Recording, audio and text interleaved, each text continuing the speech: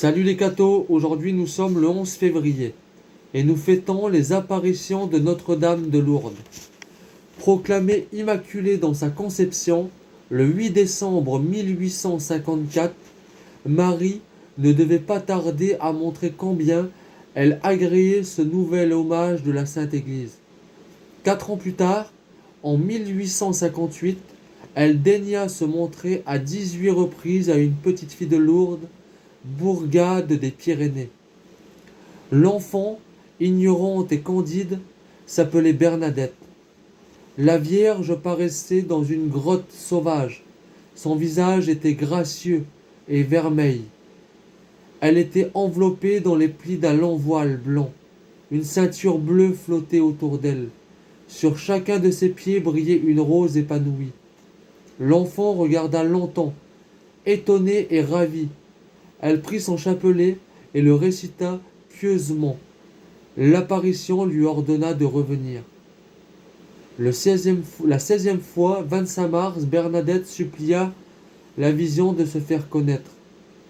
Alors, l'être mystérieux, joignant les mains devant sa poitrine et revêtant une majesté toute divine, disparut en disant « Je suis l'Immaculée Conception ».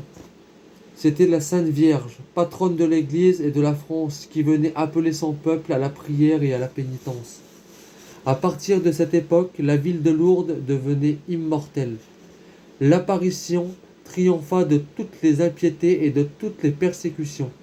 Des foules immenses sont venues, selon le désir exprimé par l'apparition, saluer la Vierge Immaculée dans sa grotte bénie et dans les splendides sanctuaires érigés à sa demande et en son honneur sur le flanc de la montagne. De nombreux et éclatants miracles ont récompensé et récompensent toujours la foi des pieux pèlerins.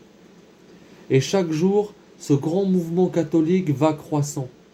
C'est par centaines de mille chaque année que les dévots de Marie affluent à Lourdes de toutes les parties du monde. La piété catholique a multiplié les histoires et les notices de Notre-Dame de Lourdes.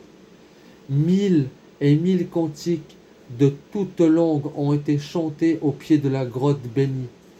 Partout en France et dans toutes les parties du monde se sont multipliées les représentations de la grotte de Lourdes et de sa basilique, les images et les statues de la Vierge Immaculée, les féeriques processions aux flambeaux, les merveilles illuminations, les grandioses manifestations qui s'y renouvellent souvent, ont fait de Lourdes comme un coin du paradis.